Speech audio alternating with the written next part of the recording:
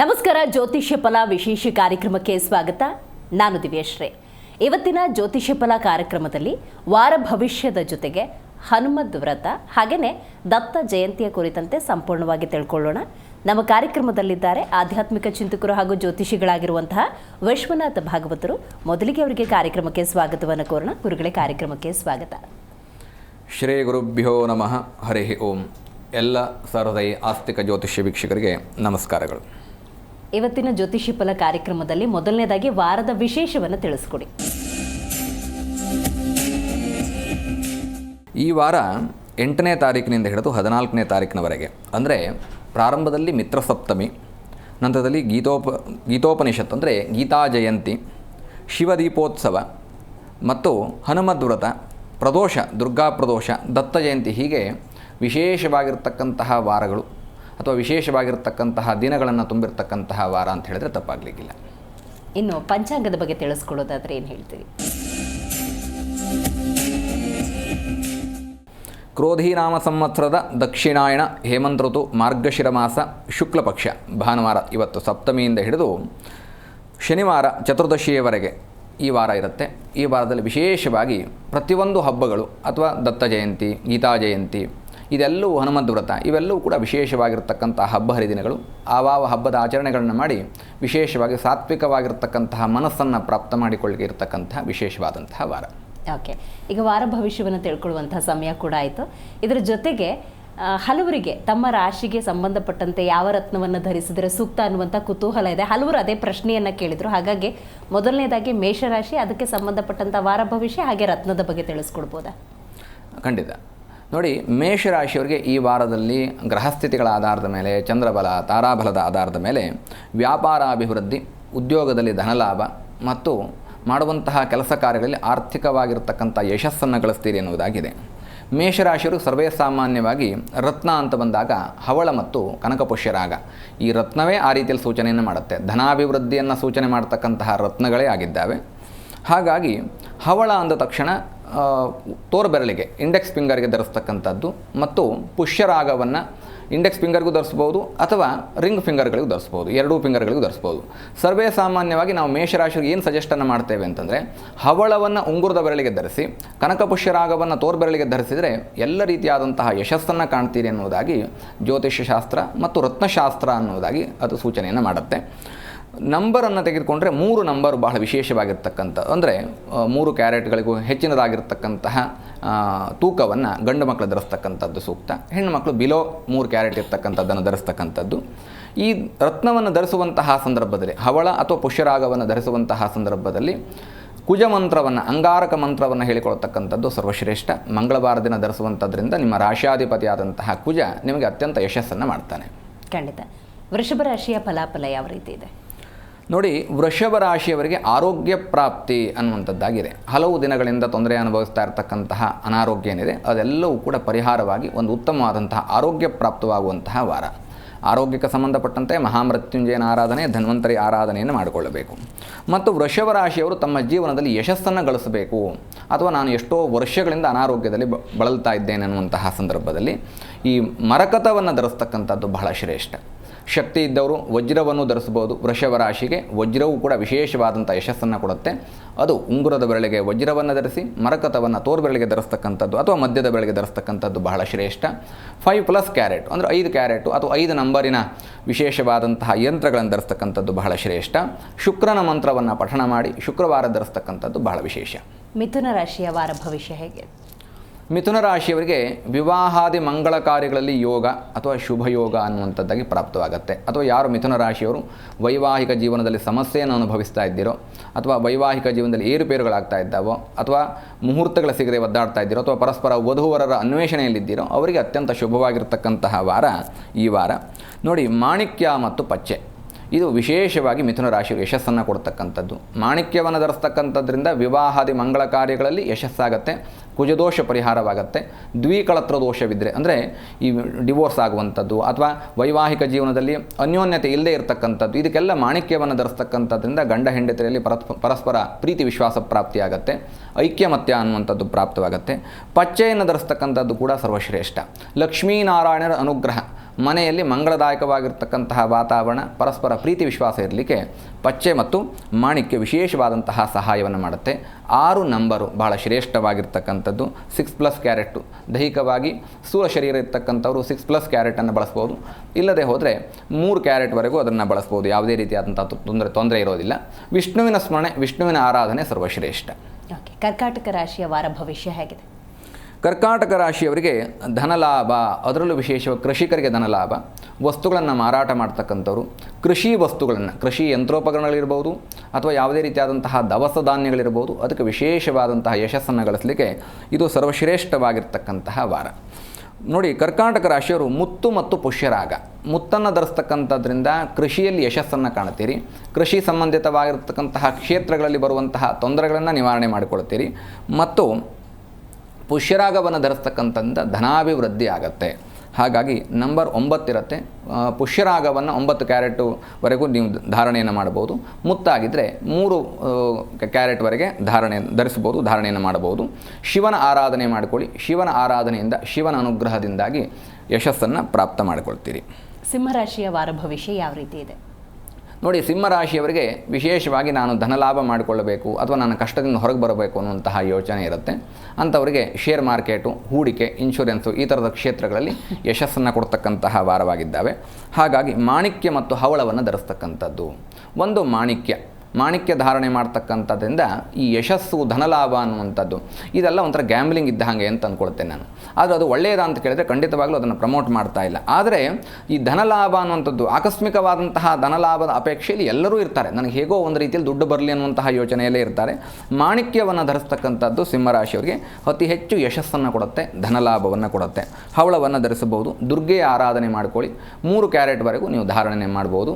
ಆ 3 ಕ್ಯಾರೆಟ್ವರೆಗೂ ಧರಿಸ್ತಕ್ಕಂಥದ್ರಿಂದ ನಿಮಗೆ ಎಲ್ಲ ರೀತಿಯಾದಂಥ ಯಶಸ್ಸು, ದುರ್ಗೆಯ ಆರಾಧನೆಯಿಂದಾಗಿ ಎಲ್ಲ ದುರಿತಗಳು ಕೂಡ ದೂರವಾಗುತ್ತೆ. ಕನ್ಯಾ ರಾಶಿಯ ವಾರ ಭವಿಷ್ಯ ಯಾವ ರೀತಿ ಇದೆ? ನೋಡಿ, ಕನ್ಯಾ ರಾಶಿಯವರು ಆಕಾಂಕ್ಷಿಗಳಾಗಿದ್ದರೆ ಉದ್ಯೋಗ ಪ್ರಾಪ್ತಿಯಾಗತ್ತೆ ಅಥವಾ ಉದ್ಯೋಗದಲ್ಲಿ ಇರ್ತಕ್ಕಂಥವರಿಗೆ ಪ್ರಮೋಷನ್ನು, ಇನ್ಕ್ರಿಮೆಂಟು ಆಗುವಂತಹ ಸಾಧ್ಯತೆಗಳಿದ್ದಾವೆ. ಗೋಮೇಧಕ ಧರಿಸಬೇಕು. ಗೋಮೇಧಕ ಅನ್ನುವಂಥದ್ದು ಆ ಹೆಸರೇ ಹೇಳುವ ಹಾಗೆ ನಿಮ್ಮನ್ನು ಮೇಧಾಶಕ್ತಿಯಿಂದ ಗೋವಿನ ಅನುಗ್ರಹ, ಗೋಮಾತೆಯ ಅನುಗ್ರಹದಿಂದಾಗಿ ಯಶಸ್ಸನ್ನು ಕೊಡ್ತಕ್ಕಂಥದ್ದು. ಅಂದರೆ ಶತ್ರುದೋಷವನ್ನು ನಿವಾರಣೆ ಮಾಡುವಂಥದ್ದು ಮತ್ತು ಬುದ್ಧಿಶಕ್ತಿಯನ್ನು ಜ್ಞಾತ್ವಾ ಕರ್ಮಾಣಿ ಕುರ್ವೀತಃ, ತಿಳಿದು ಮಾಡುವಂತಹ ಕೆಲಸದಲ್ಲಿ ಯಾವುದೇ ರೀತಿಯಾದಂತಹ ತಪ್ಪುಗಳಾಗದೇ ಇದ್ದ ಹಾಗೆ ನಿಮಗೆ ಯಶಸ್ಸನ್ನು ಕೊಡೋದಕ್ಕೆ ಕನ್ಯಾ ರಾಶಿಯವರಿಗೆ ಗೋಮೇಧಕ ಸಹಾಯವನ್ನು ಮಾಡುತ್ತೆ. ಅದೇ ರೀತಿಯಾಗಿ ಪಚ್ಚೆ ಕೂಡ ಸಹಾಯವನ್ನು ಮಾಡುತ್ತೆ. ಪಚ್ಚೆಯನ್ನು ಧರಿಸ್ತಕ್ಕಂಥದ್ದು ಇವೆಲ್ಲ ಒಂದು ವಾರಕ್ಕೆ ಅಂತ ಹೇಳಿದರೆ ಶಾಶ್ವತವಾಗಿ ನಿಮ್ಮ ರಾಶಿಗೆ ಇದೇ ರತ್ನಗಳಿರುತ್ತೆ, ಇದೇ ಹವಳಗಳಿರುತ್ತೆ. 8 ಕ್ಯಾರೆಟ್ವರೆಗೂ ಧಾರಣೆಯನ್ನು ಮಾಡಬಹುದು. ಲಕ್ಷ್ಮೀ ಆರಾಧನೆ ಮಾಡಿಕೊಳ್ಳಿ. ನಿಮ್ಮ ಎಲ್ಲ ಇಷ್ಟಾರ್ಥಗಳು, ಆಕಾಂಕ್ಷೆಗಳು ಕೂಡ ಪೂರೈಸ್ತವೆ. ತುಲಾರಾಶಿಯ ವಾರ ಭವಿಷ್ಯವನ್ನು ತಿಳಿಸ್ಕೊಡಿ. ನೋಡಿ, ತುಲಾರಾಶಿಯವರಿಗೆ ಭೂಮಿ ವ್ಯಾಪಾರಿಗಳಿಗೆ ವಿಶೇಷವಾದಂತಹ ಲಾಭ ಎನ್ನುವುದಾಗಿ ಇದೆ. ಅಂದರೆ ರಿಯಲ್ ಎಸ್ಟೇಟ್ ಉದ್ಯಮಿಗಳಿರ್ಬೋದು, ಭೂಮಿ ಸಂಬಂಧಿತವಾದಂತಹ ವಸ್ತುಗಳನ್ನು ಮಾರಾಟ ಮಾಡ್ತಕ್ಕಂಥವ್ರು ಇರ್ಬೋದು, ಅಥವಾ ಕಟ್ಟಡದ ನಿರ್ಮಾಣದ ಕಾಮಗಾರಿಗಳಿಗೆ ಬೇಕಾಗಿರ್ತಕ್ಕಂತಹ ವಸ್ತುಗಳನ್ನು ಮಾರಾಟ ಮಾಡ್ತಕ್ಕಂಥವ್ರಿಗೆ ಅತ್ಯಂತ ಹೆಚ್ಚು ಯಶಸ್ಸು, ಧನಲಾಭ ಅನ್ನುವಂಥದ್ದು ಪ್ರಾಪ್ತವಾಗುವಂತಹ ವಾರ. ನನಗೆ ಸಿಕ್ಕಿಲ್ಲ ಅನ್ನುವಂಥವ್ರು ಎಲ್ಲ ರಾಶಿಯಲ್ಲೂ ಇರ್ತಾರೆ. ನಾವು ಹೇಳಿದಂತಹ ಶುಭ ಫಲಗಳು ಸಿಕ್ಕಿಲ್ಲ ಅನ್ನುವಂಥದ್ದು. ಅಲ್ಲಿ ನಮ್ಮ ಆಸ್ತಿಕತೆಯನ್ನು, ನಮ್ಮ ಜ್ಞಾನವನ್ನು, ನಮ್ಮ ಆಧ್ಯಾತ್ಮವನ್ನು ನಾವು ವೃದ್ಧಿ ಮಾಡಿಕೊಳ್ಳಬೇಕಾಗತ್ತೆ. ಇಲ್ಲಿ ತುಲಾರಾಶಿಯವರು ವಜ್ರ ಮತ್ತು ಮರಕತವನ್ನು ಧರಿಸ್ತಕ್ಕಂಥದ್ರಿಂದ ಅತ್ಯಂತ ಹೆಚ್ಚು ಯಶಸ್ಸನ್ನು ಕಾಣ್ತೀರಿ. ಮತ್ತು ಯಶಸ್ಸು, ಭೂಮಿ ಲಾಭ, ಭೂಮಿ ಕ್ಷೇತ್ರದಲ್ಲಿ ಅಥವಾ ಭೂ ವ್ಯವಹಾರದಲ್ಲಿ ನಿಮಗೆ ಲಾಭ ಅನ್ನುವಂಥದ್ದಾಗತ್ತೆ. ಆಂಜನೇಯನ ಸ್ಮರಣೆ ಮಾಡಿಕೊಳ್ಳಿ. ಶತ್ರುದೋಷ ನಿವಾರಣೆ ಆಗುತ್ತೆ, ಯಶಸ್ಸು ಪ್ರಾಪ್ತವಾಗುತ್ತೆ. 6 ಕ್ಯಾರೆಟ್ವರೆಗೂ ಕೂಡ ನೀವು ಧರಿಸಬಹುದು. ವೃಶ್ಚಿಕ ರಾಶಿಯ ಫಲಾಫಲ ಯಾವ ರೀತಿ ಇದೆ? ನೋಡಿ, ವೃಶ್ಚಿಕ ರಾಶಿಯವರಿಗೆ ಸಾಲ ಮರುಪಾವತಿ ಮಾಡ್ತಕ್ಕಂತಹ ಒಂದು ವಿಶೇಷವಾದಂತಹ ವಾರ.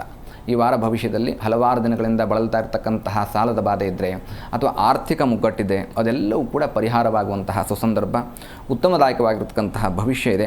ಹವಳ ಮತ್ತು ಪುಷ್ಯರಾಗವನ್ನು ಧರಿಸಿ ಶನಿ ಮಹಾತ್ಮನ ಸ್ಮರಣೆಯನ್ನು ಮಾಡಿಕೊಳ್ಳಿ. ಹವಳವನ್ನು ನೀವು ಉಂಗುರದ ಬೆರಳಿಗೆ ಧರಿಸಬೇಕು ಮತ್ತು ಪುಷ್ಯರಾಗವನ್ನು ತೋರ್ಬೆರಳಿಗೆ ಧರಿಸ್ತಕ್ಕಂಥದ್ದು ಅತ್ಯಂತ ಹೆಚ್ಚು ಯಶಸ್ಸು. 3 ಕ್ಯಾರೆಟಿನ ಮೇಲ್ಪಟ್ಟು ನೀವು ಅದನ್ನು ಧರಿಸ್ಬೋದು. ಶನಿ ಪರಮಾತ್ಮನ ಆರಾಧನೆ ಮಾಡಿಕೊಳ್ಳಿ. ಕೊನೆಯದಾಗಿರ್ತಕ್ಕಂತಹ ಅರ್ಧಾಷ್ಟಮ ಶನಿಯ ಸಂದರ್ಭ. ಹಾಗಾಗಿ ಅತ್ಯಂತ ಹೆಚ್ಚು ಯಶಸ್ಸನ್ನು ಗಳಿಸಲಿಕ್ಕೆ ಶನಿ ಪರಮಾತ್ಮನ ಅನುಗ್ರಹ ವಿಶೇಷವಾಗಿ ಅವಶ್ಯಕವಾಗಿರುತ್ತೆ. ಧನುರಾಶಿಯ ವಾರ ಭವಿಷ್ಯವನ್ನು ತಿಳಿಸ್ಕೊಡಿ. ನೋಡಿ, ಧನುಸ್ಸು ರಾಶಿಯವರಿಗೆ ಮತ್ತು ಭೂಮಿ ವ್ಯವಹಾರ, ಭೂಮಿ ವ್ಯಾಪಾರದಲ್ಲಿ ಯಶಸ್ಸನ್ನು ಕಾಣ್ತೀರಿ. ಭೂಮಿಯಿಂದ ಧನಲಾಭ ಅನ್ನೋದಾಗಿದೆ. ಇರುವಂತಹ ಭೂಮಿಯನ್ನು ಮಾರಾಟ ಮಾಡಿದಾಗಲೂ ಲಾಭವಾಗುತ್ತೆ. ಅಥವಾ ಯಾರಾದರೂ ಭೂಮಿಯನ್ನು ಕೊಂಡುಕೊಳ್ಳಬೇಕು ಅನ್ನುವಂತಹ ಆಸೆಯಲ್ಲಿದ್ದೇನೆ, ಪ್ರತಿಯೊಬ್ಬರಿಗೂ ಇರುತ್ತೆ. ಒಂದು ಸ್ವಂತ ಮನೆ ಹೊಂದಿರಬೇಕು, ಅಥವಾ ಕೃಷಿ ಭೂಮಿಯನ್ನು ಹೊಂದಬೇಕು, ಅಥವಾ ವಾಣಿಜ್ಯ ಕಟ್ಟಡ ನನಗೋಸ್ಕರವಾಗಿ ಹೊಂದಿರಬೇಕು, ಈ ರೀತಿಯಾದಂತಹ ಯೋಚನೆಗಳಿರುತ್ತೆ. ಧನುಸ್ಸು ರಾಶಿಯವರಿಗೆ ಅದೆಲ್ಲದಕ್ಕೂ ಕೂಡ ಅತ್ಯಂತ ಹೆಚ್ಚು ಶುಭವನ್ನು ನೀಡುವಂತಹ ಸಂದರ್ಭವಾಗಿದ್ದಾವೆ. ನೀವು ಧರಿಸುವಂತಹ ರತ್ನ ಅಂತ ಹೇಳಿದ್ರೆ ಧನುಸ್ಸು ರಾಶಿಯವರು ವಜ್ರವನ್ನು ಧರಿಸಬೇಕು, ಅಥವಾ ಕ್ಯಾಟ್ ಐ ಅನ್ನುವಂತಹ ಒಂದು ರತ್ನ ಬರುತ್ತೆ, ಅದನ್ನು ಧರಿಸ್ತಕ್ಕಂಥದ್ದು ಅತ್ಯಂತ ಹೆಚ್ಚು ಯಶಸ್ಸು. 5 ಕ್ಯಾರೆಟ್ಗೂ ಹೆಚ್ಚು ಮೇಲ್ಪಟ್ಟು ಧರಿಸ್ತಕ್ಕಂಥದ್ದು ಅತ್ಯಂತ ಯಶಸ್ಸು. ಗುರು ಬಲ ಬೇಕಾಗತ್ತೆ. ಗುರುವಿನ ಆರಾಧನೆ ಮಾಡಿಕೊಳ್ಳಿ. ಈ ವಾರ ದತ್ತ ಜಯಂತಿ ಇದೆ, ಹಾಗಾಗಿ ದತ್ತಾತ್ರೇಯರ ದರ್ಶನ ಮಾಡಿ ದತ್ತ ಆರಾಧನೆ, ದತ್ತ ಮಂತ್ರವನ್ನು ಹೇಳಿಕೊಳ್ಳತಕ್ಕಂಥದ್ದು ಅತ್ಯಂತ ಹೆಚ್ಚು ಯಶಸ್ಸು. ಗುರುವಿನ ಆರಾಧನೆಯಿಂದ ಶುಭವಾಗುತ್ತೆ. ಮಕರ ರಾಶಿಯ ಫಲಾಫಲವನ್ನು ತಿಳಿಸ್ಕೊಡಿ. ನೋಡಿ, ಮಕರ ರಾಶಿಯವರಿಗೆ ರಾಜಕೀಯದಲ್ಲಿ ಲಾಭ ಅನ್ನೋದಾಗಿ ಇದೆ. ಯಾರು ಮಕರ ರಾಶಿಯವರು ರಾಜಕೀಯ ಕ್ಷೇತ್ರದಲ್ಲಿದ್ದೀರೋ ಅವರಿಗೆ ಅಧಿಕಾರ ಪ್ರಾಪ್ತಿಯಾಗತ್ತೆ. ಯಾವುದೇ ರೀತಿಯಾದಂತಹ ಕಷ್ಟಗಳಿದ್ದರೂ ಕೂಡ, ಅಥವಾ ರಾಜಕೀಯದಲ್ಲಿ ಉಂಟಾಗುವಂತಹ ತೊಂದರೆಗಳಿದ್ದರೆ ಅದೆಲ್ಲದಕ್ಕೂ ಮುಕ್ತಿ ಹೊಂದುವಂತಹ ಒಂದು ಸುಸಂದರ್ಭವಾಗಿದ್ದಾವೆ. ಇನ್ನು ವಿಶೇಷವಾಗಿ ನೀವು ಧರಿಸ್ತಕ್ಕಂಥದ್ದು ನೀಲಂ ಮತ್ತು ಪಚ್ಚೆ. ನಿಮ್ಮ ರಾಶಿ ಅಧಿಪತಿ ಆಗಿರ್ತಕ್ಕಂತಹ ಶನಿ ಪರಮಾತ್ಮನ ರತ್ನ ನೀಲಂ ಧರಿಸ್ತಕ್ಕಂಥದ್ದು ಅತ್ಯಂತ ಹೆಚ್ಚು ಯಶಸ್ಸು. ಇದನ್ನು ಬೆಳ್ಳಿಯಲ್ಲಿ ಧರಿಸಬೇಕು. ಪ್ರತಿಯೊಬ್ಬರಿಗೂ ಪ್ರತಿಯೊಂದು ರತ್ನವು ಯಾವ ಲೋಹದಿಂದ ನಾನು ಧರಿಸಬೇಕು ಅನ್ನುವಂತಹ ಪ್ರಶ್ನೆ ಎಲ್ರಿಗೂ ಇರುತ್ತೆ. ಇಲ್ಲಿ ಶನಿ ಪರಮಾತ್ಮನಿಗೆ ವಿಶೇಷವಾಗಿ ಪ್ರಿಯವಾದಂತಹ ಬೆಳ್ಳಿ ಲೋಹದಲ್ಲಿ ನೀಲಂ ಧರಿಸತಕ್ಕಂಥದ್ದು ಅತ್ಯಂತ ಶ್ರೇಷ್ಠ ಯಶಸ್ಸು. ಅದನ್ನು ಉಂಗುರದ ಬೆರಳಿಗೆ ಧರಿಸುವಂಥದ್ದು, ಅಥವಾ ಪಚ್ಚೆಯನ್ನಾದರೂ ಕೂಡ ನೀವು ಬೆಳ್ಳಿಯಲ್ಲಿಯೇ ನೀವು ತೋರ್ಬೆರಳಿಗೆ ಅಥವಾ ಮಧ್ಯದ ಬೆರಳಿಗೆ ಧರಿಸ್ತಕ್ಕಂಥದ್ದು ಅತ್ಯಂತ ಹೆಚ್ಚು ಯಶಸ್ಸನ್ನು ಕೊಡುತ್ತೆ. ಮಕರ ರಾಶಿಯವರು ಕಾಲಭೈರವನ ಸ್ಮರಣೆ ಮಾಡಿಕೊಳ್ತಕ್ಕಂಥದ್ರಿಂದ ನೆಗೆಟಿವ್ ಎನರ್ಜಿ ದೂರವಾಗುತ್ತೆ, ಶತ್ರುದೋಷ ಪರಿಹಾರವಾಗುತ್ತೆ. ಮಕರ ರಾಶಿಯವರು ಶುಭವಾಗಿರುತ್ತೆ. ಕುಂಭರಾಶಿಯ ವಾರ ಭವಿಷ್ಯ ಯಾವ ರೀತಿ ಇದೆ? ನೋಡಿ, ಕುಂಭರಾಶಿಯವರು ಬಹಳ ಬೇಗ ಜನರ ಕಣ್ಣಿಗೆ ಕಾಣಿಸಿಕೊಳ್ತಾರೆ. ಅವರ ಜೀವನ ಶೈಲಿ, ಅವರ ಪದ್ಧತಿ, ಅಥವಾ ಆಹಾರ ಪದ್ಧತಿ ಇರ್ಬೋದು, ಜೀವನ ಪದ್ಧತಿ ಇರ್ಬೋದು, ವಸ್ತ್ರಗಳ ಧಾರಣೆ ಮಾಡುವಂಥದ್ದು ಇರ್ಬೋದು, ವಾಹನ ಇರ್ಬೋದು, ಬಹಳ ಬೇಗ ಅಟ್ರ್ಯಾಕ್ಟ್ ಆಗ್ತಾರೆ. ಹಾಗಾಗಿ ಅವರು ದೃಷ್ಟಿದೋಷ ಬರುವಂತಹ ಸಾಧ್ಯತೆಗಳಿರುತ್ತೆ. ಹಾಗಾಗಿ ಶತ್ರುಕಾಟದಿಂದ ಬಳಲ್ತಕ್ಕಂತಹ ಸಾಧ್ಯತೆಗಳು ಕೂಡ ಇರುತ್ತೆ. ಇದರಿಂದೆಲ್ಲ ಹೊರಗೆ ಬರೋದಕ್ಕೆ ರಾಯರ ಆರಾಧನೆ ಮಾಡಿಕೊಳ್ಳಿ. ಗುರು ರಾಘವೇಂದ್ರ ಸಾರ್ವಭೌಮರ ಸ್ಮರಣೆ, ದರ್ಶನ, ಪ್ರಾರ್ಥನೆಯಿಂದ ನಿಮಗೆ ಅತ್ಯಂತ ಹೆಚ್ಚು ಯಶಸ್ಸು. ರಾಯರು ಎಲ್ಲಿರ್ತಾರೋ ಅಲ್ಲಿ ನೆಗೆಟಿವ್ ಎನರ್ಜಿ ಇರೋದಿಲ್ಲ. ಹಾಗಾಗಿ ಕುಂಭರಾಶಿಯವರು ವಜ್ರ ಅಥವಾ ನೀಲಂ ಧಾರಣೆ ಮಾಡಿ, ಅಂದರೆ ಧರಿಸಿ. ನೀಲಮನ್ನು ಧರಿಸ್ತಕ್ಕಂಥದ್ದು ಬೆಳ್ಳಿಯಲ್ಲಿ, ಅಥವಾ ವಜ್ರವನ್ನು ಧರಿಸುವುದಾದರೆ ಚಿನ್ನದಲ್ಲಿ ಧರಿಸಬೇಕು. ಶಕ್ತಿಯಾನುಸಾರ ನಿಮ್ಮ ಶಕ್ತಿ ಅನುಕೂಲವನ್ನು ನೋಡಿಕೊಳ್ಳಿ. ರಾಯರ ಸ್ಮರಣೆಯಿಂದ ಅತ್ಯಂತ ಹೆಚ್ಚು ಯಶಸ್ಸು. 3 ಕ್ಯಾರೆಟ್ಗೂ ಮೇಲ್ಪಟ್ಟು ಈ ರತ್ನವನ್ನು ಧರಿಸುವಂಥದ್ದು ಶ್ರೇಷ್ಠ. ಮೀನರಾಶಿಯ ವಾರ ಭವಿಷ್ಯ ಯಾವ ರೀತಿ ಇದೆ? ಮೀನರಾಶಿಯವರಿಗೆ ವಿದ್ಯಾಕ್ಷೇತ್ರದಲ್ಲಿರ್ತಕ್ಕಂಥವ್ರಿಗೆ ಅತ್ಯಂತ ಹೆಚ್ಚು ಯಶಸ್ಸು. ಶಿಕ್ಷಕ ವೃತ್ತಿ, ಪ್ರೊಫೆಸರ್ ವೃತ್ತಿ, ಅಥವಾ ಉತ್ತಮವಾದಂತಹ ಉನ್ನತ ವ್ಯಾಸಂಗಕ್ಕೆ ಪ್ರಯತ್ನವನ್ನು ಮಾಡ್ತಾ ಇರ್ತಕ್ಕಂಥವ್ರು ವಿದ್ಯಾರ್ಥಿಗಳಿಗೆ ಅತ್ಯಂತ ಹೆಚ್ಚು ಯಶಸ್ಸಾಗುವಂತಹ ಕಾಲ. ಎಲ್ಲರೂ ಸರಸ್ವತಿಯ ಆರಾಧನೆಯನ್ನು ಮಾಡಿಕೊಳ್ಳಿ. ಸರಸ್ವತಿ ಮಂತ್ರದಿಂದ, ದಕ್ಷಿಣಾಮೂರ್ತಿಯ ಮಂತ್ರದಿಂದ ಹೆಚ್ಚು ಯಶಸ್ಸಾಗತ್ತೆ. ಮಾಣಿಕ್ಯ ಮತ್ತು ಹವಳವನ್ನು ಧರಿಸ್ತಕ್ಕಂಥದ್ದು. ಮಾಣಿಕ್ಯ ಅಂದರೆ ಒಂದು ಪ್ಯೂರಿಟಿ, ಮನುಷ್ಯನ ಮನಸ್ಸನ್ನು, ಬುದ್ಧಿಯನ್ನು, ಚಾಕಚಕ್ಯತೆಯನ್ನು ಪ್ಯೂರ್ ಆಗಿ ಇಡತಕ್ಕಂತಹ ಒಂದು ವಿಶೇಷವಾದಂತಹ ಶಕ್ತಿ ಹೊಂದಿರುವಂತಹ ರತ್ನ. ಮತ್ತು ಅದೇ ರೀತಿಯಾಗಿ ಹವಳ ದೋಷವನ್ನು ನಿವಾರಣೆ ಮಾಡುವಂಥದ್ದು, ಅಥವಾ ನಮ್ಮ ಆಲಸ್ಯವನ್ನು ದೂರ ಮಾಡ್ತಕ್ಕಂತಹ ಶಕ್ತಿ ಹವಳದಲ್ಲಿರುತ್ತೆ. 3+ ಕ್ಯಾರೆಟ್ಸ್, 3 ಕ್ಯಾರೆಟ್ಗೂ ಹೆಚ್ಚಿನದಾಗಿರ್ತಕ್ಕಂತಹ ತೂಕದಲ್ಲಿ ಈ ರತ್ನವನ್ನು ಧರಿಸ್ತಕ್ಕಂಥದ್ದು ಅತ್ಯಂತ ಹೆಚ್ಚು ಯಶಸ್ಸು. ದಕ್ಷಿಣಾಮೂರ್ತಿಯ ಸ್ಮರಣೆ ಮಾಡಿಕೊಳ್ಳಿ, ಉತ್ತಮವಾದಂತಹ ಭವಿಷ್ಯವನ್ನು ಕಾಣ್ತೀರಿ. ಗುರುಗಳೇ, ಇವತ್ತು ವಾರ ಭವಿಷ್ಯವನ್ನು ತಿಳಿಸ್ಕೊಟ್ರಿ. ಅದರ ಜೊತೆಗೆ ರತ್ನಧಾರಣೆ ಬಗ್ಗೆ ಮಾತಾಡಿದ್ರಿಂದಾಗಿ ರತ್ನಧಾರಣೆ ಬಗ್ಗೆ ಒಂದಷ್ಟು ಗೊಂದಲಗಳಿರುತ್ತೆ, ಅದನ್ನು ಪರಿಹರಿಸುವಂಥ ಒಂದು ಪ್ರಶ್ನೆಗಳು. ರತ್ನ ಅಂದ ಸಂದರ್ಭದಲ್ಲಿ ಇಷ್ಟೇ ತೂಕದ ಹಾಕಬೇಕು ಅಂತಿರುತ್ತಾ, ಅಥವಾ ಯಾವುದೇ ಲೋಹದಲ್ಲಿ ಧರಿಸ್ಬೋದಾ ಅಂತ? ಅಂದರೆ ಈ ರಾಶಿಗೆ ಅನ್ವಯವಾಗಿ ಇರುತ್ತಾ, ಅಥವಾ ಪ್ರತಿಯೊಬ್ಬರು ಚಿನ್ನ ಅಥವಾ ಬೆಳ್ಳಿಯಲ್ಲಿ ಧರಿಸ್ಬೇಕು? ಯಾವ ರೀತಿ ಅದ್ರ ಬಗ್ಗೆ ಒಂದು ಸ್ವಲ್ಪ? ಇಲ್ಲ, ಇದು ರತ್ನವನ್ನು ವಿಶೇಷವಾಗಿ ಅವರವರ ತೂಕ, ಅಂದರೆ ದೇಹದ ತೂಕ ಮತ್ತು ಅವರ ರಾಶಿ ಪ್ರತಿಯೊಂದು ಕೌಂಟ್ ಆಗುತ್ತೆ. ಎಲ್ಲರಿಗೂ, ಎಲ್ಲ ರಾಶಿಯವರಿಗೂ ಒಂದೇ ರೀತಿಯಾದಂತಹ ಲೋಹದಿಂದ ಧರಿಸೋಕ್ಕಾಗೋದಿಲ್ಲ. ಒಂದು ಉದಾಹರಣೆಗೆ ನಾನಾಗಲೇ ಬೆಳ್ಳಿ ಮತ್ತು ಚಿನ್ನದಲ್ಲಿ ಧರಿಸ್ಬೋದು ಅಂತ ಹೇಳ್ತಾ ಇದ್ದೆ. ನೋಡಿ, ಹವಳವನ್ನು ನೀವು ಚಿನ್ನದಲ್ಲಿ ಧರಿಸಿದರೆ ಮಾತ್ರವೇ ಶ್ರೇಷ್ಠ. ನೀಲಮ್ಮನ್ನು ನೀವು ಬೆಳ್ಳಿಯಲ್ಲಿ ಧರಿಸಬೇಕಾಗತ್ತೆ. ಯಾಕೆ ಅಂತ ಕೇಳಿದ್ರೆ, ನೋಡಿ, ನೀಲಂ ಎಲ್ರಿಗೂ ಆಗಿ ಬರುತ್ತೆ ಅನ್ನುವಂಥದ್ದು ಇರೋದಿಲ್ಲ. ನೀಲಮ್ಮನ್ನು ಕೆಲವೊಬ್ಬರು ನನಗೆ ಆಗಿ ಬಂದಿಲ್ಲ ಅನ್ನುವಂಥದ್ದನ್ನು ನಾವು ಕೇಳುತ್ತೇವೆ. ಅದಕ್ಕೆ ಕಾರಣ ದೈವಶಕ್ತಿ, ಜಾತಕದಲ್ಲಿರ್ತಕ್ಕಂತಹ ಗ್ರಹಸ್ಥಿತಿಗಳು ಕೂಡ ಕಾರಣವಾಗುತ್ತೆ. ಹಾಗಾಗಿ ನಾವು ಅದನ್ನು ನಂತರದಲ್ಲಿ ನನಗೆ ಆಗಿ ಬಂದಿಲ್ಲ ಅಂದರೆ ತೆಗೆದಿಡಬೇಕಾಗತ್ತೆ. ಮತ್ತು ಬೆಳ್ಳಿ ಅನ್ನುವಂಥದ್ದು ಪಾಪವನ್ನು ಹರಣ ಮಾಡುವಂತಹ ಶಕ್ತಿ ಇದೆ. ಹಾಗಾಗಿ ಬೆಳ್ಳಿಯ ಜೊತೆಗೆ ಲೆಡ್ ಅಂದರೆ ಸೀಸವನ್ನು ಮಿಶ್ರಣ ಮಾಡಿ ಬೆಳ್ಳಿಯ ಜೊತೆಗೆ ಧರಿಸಿದಾಗ ನಮಗೆ ಲೋಹವೇ 3+ ಕ್ಯಾರೆಟ್ಸ್. ಗಂಡು ಮಕ್ಕಳಿಗಾದರೆ 3 ಕ್ಯಾರೆಟ್ಗಿಂತಲೂ ಹೆಚ್ಚಿನದಾಗಿರ್ತಕ್ಕಂಥದ್ದು, ಹೆಣ್ಮಕ್ಳಿಗಾದರೆ ಬಿಲೋ 3 ಕ್ಯಾರೆಟ್. ಇದು ರ್ಯಾಂಡಮ್ ಆಗಿರ್ತಕ್ಕಂಥದ್ದು. ಈ ಒಂದು ಕಾಂಬಿನೇಷನ್ನಲ್ಲಿ ಧರಿಸಿದರೆ ಹೆಚ್ಚಿನದಾಗಿರ್ತಕ್ಕಂತಹ ಯಶಸ್ಸನ್ನು ಗಳಿಸ್ಬೋದು. ಧರಿಸುವಂಥದ್ದಕ್ಕೆ ಅವರ ತೂಕ, ಧರಿಸುವಂತಹ ವಾರ, ಎಷ್ಟು ಕ್ಯಾರೆಟನ್ನು ಧರಿಸ್ತೇವೆ, ಯಾವ ಲೋಹದಲ್ಲಿ ಧರಿಸ್ತೇವೆ, ಇದೆಲ್ಲವೂ ಕೂಡ ಜಾತಕದ ಪರಿಶೀಲನೆಯಿಂದಲೇ ಇದನ್ನು ನಾವು ಕಂಡುಹಿಡಿದುಕೊಳ್ಳಬಹುದು. ಹಾಗಾಗಿ ಆ ರೀತಿಯಲ್ಲಿ ಧರಿಸಿದಾಗ ಮಾತ್ರ ಉತ್ತಮವಾದಂತಹ ಫಲವನ್ನು ಅಪೇಕ್ಷೆ ಪಡಬಹುದು. ರತ್ನಧಾರಣೆಯ ಸಂದರ್ಭದಲ್ಲಿ ಇದು ಚರ್ಮಕ್ಕೆ ತಾಗಬೇಕು ಅಂತ ಹೇಳ್ತಾರೆ, ಹೌದು. ಅದರಿಂದ ಯಾವ ರೀತಿ ಬದಲಾವಣೆಗಳನ್ನು ಕಂಡುಕೊಳ್ಬೋದು ಅಂತ? ಹೌದು, ಪ್ರತಿಯೊಬ್ಬರಿಗೂ ಕೂಡ ಅವ್ರದ್ದೇ ಆದಂತಹ ರಾಶಿಯ ರತ್ನ ಅಥವಾ ರಾಶಿಯ ಲೋಹ ಏನಿದೆ ಅದು ದೇಹಕ್ಕೆ ಸ್ಪರ್ಶನವಾಗಬೇಕು, ಅದು ಸ್ಪರ್ಶವಾಗಬೇಕು. ಸ್ಪರ್ಶ ಆದಾಗ ಮಾತ್ರ ಅದರಿಂದ ಉಂಟಾಗ್ತಕ್ಕಂತಹ ಕಂಪನ ಅಥವಾ ಎನರ್ಜಿ, ನಾವು ಸ್ಪಾರ್ಕ್ ಅಂತ ಹೇಳ್ತೇವಲ್ವ, ಆ ಸ್ಪಾರ್ಕ್ ನಮಗೆ ದೇಹಕ್ಕೆ ತಗುಲಿದಾಗ ಮಾತ್ರವೇ ಅದು ಉತ್ತಮವಾದಂತಹ ರಿಸಲ್ಟನ್ನು ಕೊಡಲಿಕ್ಕೆ ಸಹಾಯವನ್ನು ಮಾಡುತ್ತೆ. ಮತ್ತು ನಮಗೆ ಇವತ್ತಿನ ದಿನಮಾನದಲ್ಲಿ ಪ್ರತಿಯೊಬ್ಬರಿಗಿರುವಂತಹ ಗೊಂದಲ ಯಾವುದು ಒರಿಜಿನಲ್ಲು ಯಾವುದು ಡೂಪ್ಲಿಕೇಟು ಅನ್ನುವಂಥದ್ದು. ಒರಿಜಿನಲ್ ಧರಿಸಿದಾಗಲೇ ನಿಮಗೆ 100ಕ್ಕೆ ಒಂದು 60% ರಿಸಲ್ಟಷ್ಟು ನಿಮಗೆ ರತ್ನ ಅಥವಾ ಲೋಹ ಕೊಡುತ್ತೆ. ನಾವು ಡೂಪ್ಲಿಕೇಟ್ ಧರಿಸಿದ್ರೆ ಅದು ಸಿಗೋದಿಲ್ಲ. ಹಾಗಾಗಿ ಪ್ರತಿಯೊಂದು ರತ್ನವೂ ಕೂಡ ದೇಹಕ್ಕೆ ಸ್ಪರ್ಶವಾಗಬೇಕು. ಅದರ ಕಂಪನದಿಂದಾಗಿ ದೇಹದಲ್ಲಿ ಎನರ್ಜಿ ಉಂಟಾಗುತ್ತೆ. ನಮಗೆ ಆ ಎನರ್ಜಿಯಿಂದ ಶುಭ ಫಲಗಳು ಪ್ರಾಪ್ತವಾಗುವುದರಲ್ಲಿ ಲೋಹ ಸಹಾಯ ಮಾಡುತ್ತೆ. ಕೆಲವೊಬ್ಬರು ರತ್ನಧಾರಣೆ ಅಂತ ಸಂದರ್ಭನೇ ಅಷ್ಟು ನವರತ್ನಗಳನ್ನು ಒಂದೇ ಉಂಗುರದಲ್ಲಿ ಸೇರಿಸ್ಬಿಟ್ಟು ಧರಿಸುವಂತಹ ಪದ್ಧತಿಗಳನ್ನು ಅನುಸರಿಸಿರ್ತಾರೆ. ಸೊ ಇದು ಒಳ್ಳೆ ಪದ್ಧತಿಯಾ ಅಂತ? ನವರತ್ನ ಉಂಗುರವನ್ನು ಧರಿಸ್ತಕ್ಕಂಥದ್ದು ಒಳ್ಳೆಯದೇ, ಆದರೆ ರಾಶಿ ಉಂಗುರದಷ್ಟು ಉತ್ತಮವಾದಂತಹ ಫಲವನ್ನು ನೀಡಲಿಕ್ಕೆ ಸಾಧ್ಯತೆ ಇಲ್ಲ. ಯಾಕೆಂತಂದರೆ ಕೆಲವೊಂದು ಗ್ರಹಗಳು ನಮಗೆ ಜನ್ಮ ಜಾತಕದಲ್ಲಿ ಪೂರಕವಾಗಿರತಕ್ಕಂತಹ ಫಲವನ್ನು ನೀಡ್ತಾ ಇರ್ತವೆ, ಕೆಲವೊಂದು ಗ್ರಹಗಳು ನಮಗೆ ವ್ಯತಿರಿಕ್ತವಾದಂತಹ ಫಲವನ್ನು ನೀಡುವಂತಹ ಸಾಧ್ಯತೆಗಳು ಕೂಡ ಇರುತ್ತೆ. ಹಾಗಾಗಿ ಪ್ರತಿಯೊಬ್ಬರೂ ಜಾತಕ ಪರಿಶೀಲನೆಯನ್ನು ಮಾಡಿ ನಮ್ಮ ದೇಹದ ತೂಕಕ್ಕೂ ನಮ್ಮ ದೇಹದ ಮತ್ತು ಶಕ್ತಿಗೂ ಅನುಸಾರವಾಗಿ ನಮ್ಮ ಜಾತಕದಲ್ಲಿ ಯಾವ್ಯಾವ ಲೋಹವನ್ನು ಅಥವಾ ಯಾವ್ಯಾವ ರತ್ನವನ್ನು ಸೂಚನೆ ಮಾಡಿದ್ದಾರೋ ಅದನ್ನು ದೇಹಕ್ಕೆ ಸ್ಪರ್ಶನವಾಗುವಂತಹ ರೀತಿಯಲ್ಲಿ ಧರಿಸ್ತಕ್ಕಂಥದ್ದು ಅತ್ಯಂತ ಹೆಚ್ಚು ಯಶಸ್ಸು. ಪ್ರತ್ಯೇಕವಾದಂತಹ ಲೋಹವನ್ನು ಅಥವಾ ರತ್ನವನ್ನೇ ಧರಿಸುವುದು ಶ್ರೇಷ್ಠ. ಓಕೆ, ಇದೆಲ್ಲದರ ಜೊತೆಗೆ ನೀವು ಹೇಳ್ತಾ ಇದ್ರಿ ಅಂದರೆ ರತ್ನಧಾರಣೆಯ ಸಂದರ್ಭದಲ್ಲಿ ಯಾವ ಬೆರಳಿಗೆ ಉಂಗುರವನ್ನು ಪಚ್ಚೆ ಅಥವಾ ಮಾಣಿಕ್ಯ ಹೇಗೆ ಧರಿಸ್ಬೇಕು ಅಂತ. ಕೆಲವರು ಏನು ಮಾಡ್ತಾರೆ, ಉಂಗುರ ಮಾದರಿಯಲ್ಲೂ ಹಾಕೋರಿರ್ತಾರೆ, ಕೆಲವೊಬ್ಬರು ಸರಕ್ಕೆ ಪೆಂಡೆಂಟ್ ರೀತಿ ಹಾಕೋರು ಇರ್ತಾರೆ. ಆದರೆ ಇದರಲ್ಲಿ ಏನಾದರೂ ಬದಲಾವಣೆಯನ್ನು ಮಾಡ್ಕೊಳ್ಬೇಕಾ? ಅದು ದೇಹಕ್ಕೆ ಸ್ಪರ್ಶ ಆದರೆ ಸಾಕು ಅಂತಾನ? ಖಂಡಿತ ದೇಹಕ್ಕೆ ಸ್ಪರ್ಶವಾದರೆ ಸಾಕು, ಉಂಗುರವನ್ನೇ ಧರಿಸಬೇಕು ಅನ್ನುವಂಥದ್ದಿಲ್ಲ. ಕೆಲವೊಬ್ಬರು ವಜ್ರ ಅಂದ ತಕ್ಷಣ ಮೂಗ್ಬಟ್ಟು ಧರಿಸುವಂತಹ ಸಾಧ್ಯತೆಗಳಿರುತ್ತೆ, ಕಿವಿ ಓಲೆ ಧರಿಸುವಂತಹ ಸಾಧ್ಯತೆಗಳಿರುತ್ತೆ. ಬಟ್ ಸರ್ವೇ ಸಾಮಾನ್ಯವಾಗಿ ಏನಾಗುತ್ತೆ, ಮೂಗ್ಬಟ್ಟು ಮತ್ತು ಕಿವಿ ಓಲೆಗಳಲ್ಲಿ ದೇಹಕ್ಕೆ ಆ ಒಂದು ರತ್ನ ಅನ್ನುವಂಥದ್ದು ಟಚ್ ಆಗೋದಿಲ್ಲ, ಸ್ಪರ್ಶವಾಗೋದಿಲ್ಲ. ಉಂಗುರದಲ್ಲಾದರೆ ಕೆಳಗಡೆ ನಾವು ಓಪನ್ ಇಟ್ಕೊಳ್ಬೋದು, ಅದು ಸ್ಪರ್ಶವಾಗುತ್ತೆ. ಹಾಗಾಗಿ ಉಂಗುರ ಧರಿಸ್ತಕ್ಕಂಥದ್ದು ಶ್ರೇಷ್ಠ.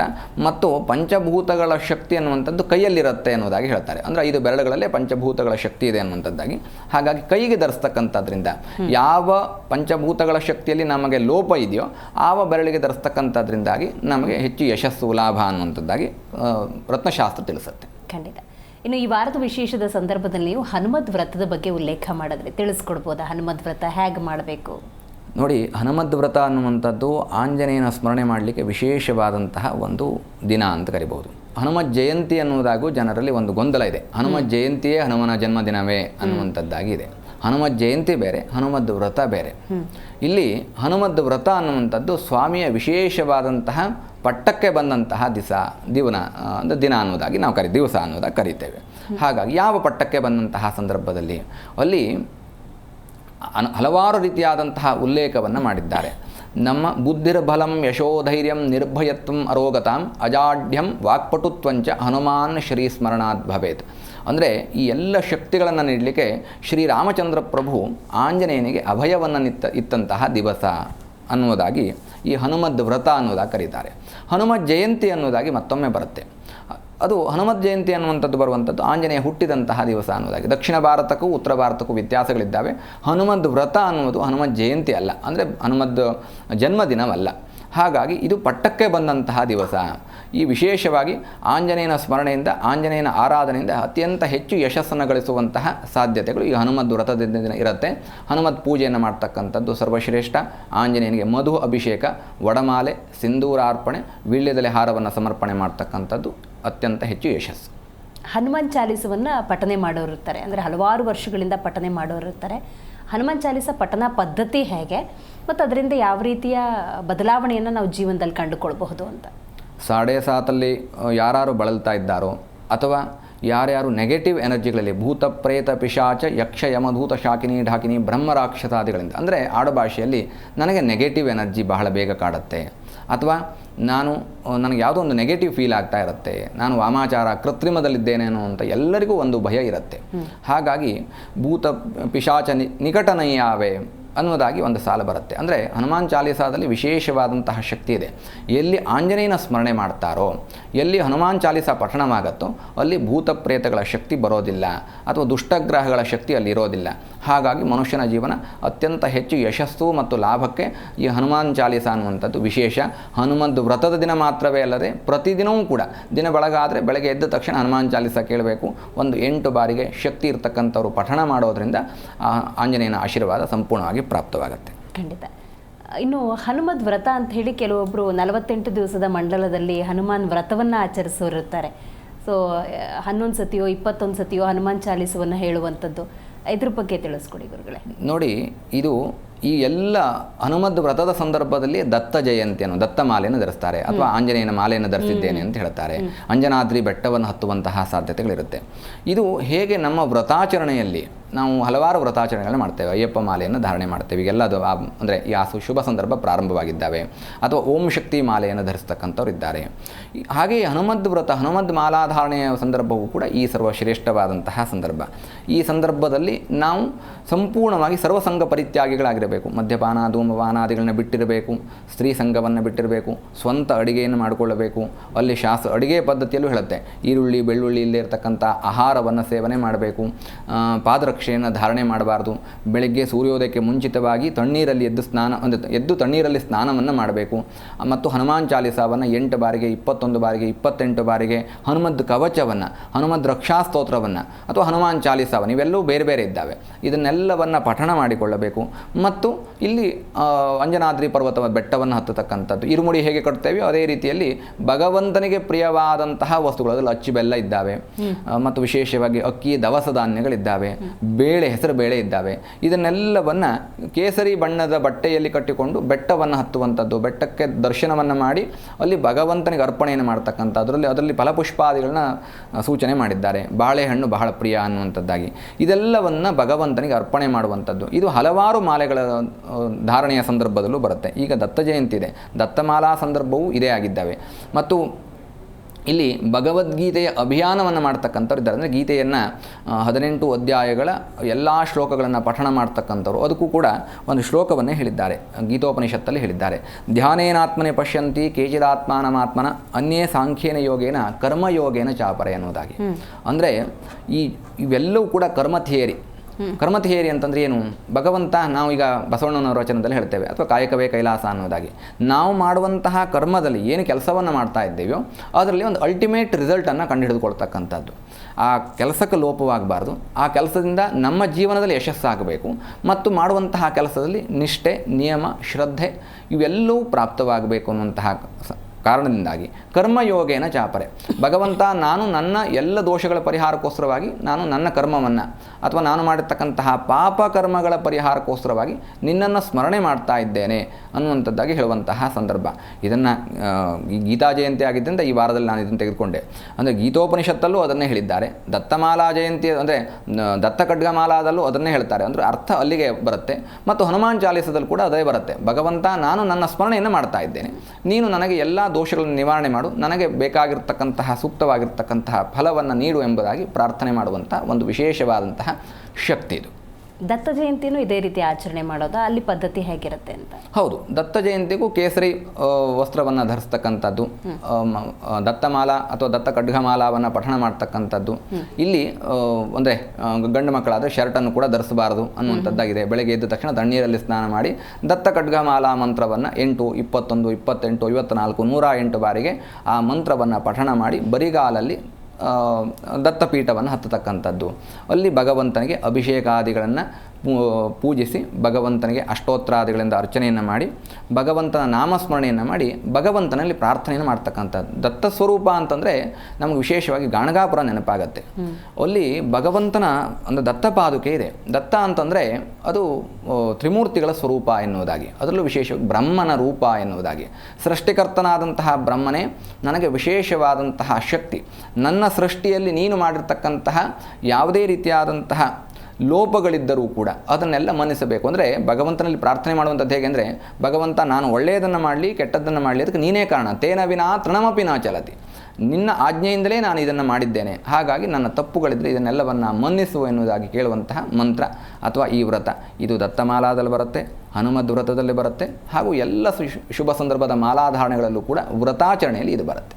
ಇನ್ನು ಗೀತ ಜಯಂತಿ ಬೇರೆ ಇರೋದ್ರಿಂದಾಗಿ ಭಗವದ್ಗೀತೆಯ ಮಂತ್ರಗಳನ್ನು ಪಠನ ಮಾಡೋದ ಯಾವ ರೀತಿ ಆಚರಣೆ ಮಾಡಬೇಕಾಗತ್ತೆ ಅಂತ?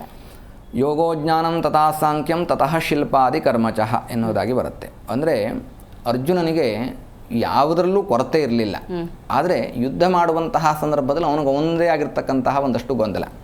ಮನುಷ್ಯನಿಗೂ ಕೂಡ ಹಾಗೆ, ಶಕ್ತಿ ಇಲ್ಲವಾ ಶಕ್ತಿ ಇದೆ, ಶ್ರದ್ಧೆ ಇಲ್ಲವಾ ಶ್ರದ್ಧೆ ಇದೆ, ಆದರೂ ಮನುಷ್ಯನ ಮನಸ್ಸಿನಲ್ಲಿ ಒಂದು ಗೊಂದಲ ಇರುತ್ತೆ. ನಾನು ಇದನ್ನು ಹೇಗೆ ಎದುರಿಸಬಲ್ಲೆನ ಅನ್ನುವಂಥದ್ದಿರುತ್ತೆ. ಗೀತೋಪದೇಶದಲ್ಲಿ ಭಗವಂತ ಹೇಳಿದ್ದಾನೆ, ಕರ್ಮಣ್ಯೇ ವಾಧಿಕಾರಸ್ಥೆ ಮಾಫಲೇಶು ಕದಾಚನ, ನಿನ್ನ ಕರ್ಮವನ್ನು ನೀನು ಮಾಡು, ಯಾವುದೇ ವೃತ್ತಿಯನ್ನು ಮಾಡು, ನಿನಗೆ ಆ ವೃತ್ತಿಯಲ್ಲಿ ನಂಬಿಕೆ ಶ್ರದ್ಧೆ ಇರಬೇಕು. ಇದಕ್ಕೆ ಪ್ರತಿದಿನದ ಜೀವನದಲ್ಲೂ ಕೂಡ ಮನುಷ್ಯ ಭಗವದ್ಗೀತೆಯ ಒಂದೊಂದು ಶ್ಲೋಕವನ್ನು ಓದುವಂಥದ್ದು ಅದೇ ಒಂದು ಗೀತೋಪನಿಷತ್ತು.